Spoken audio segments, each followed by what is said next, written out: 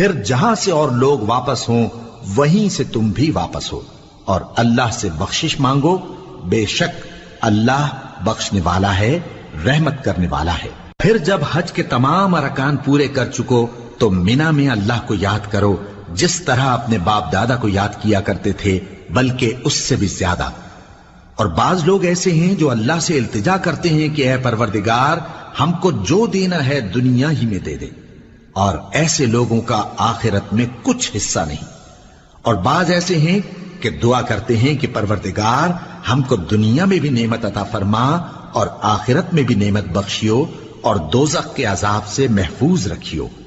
یہی لوگ ہیں جن کے لیے ان کے کاموں کا حصہ یعنی اجر نیک تیار ہے، اور اللہ جلد حساب لینے والا ہے۔ اور قیام منا کے دنوں میں جو گنتی کے دن ہیں اللہ کو یاد کرو،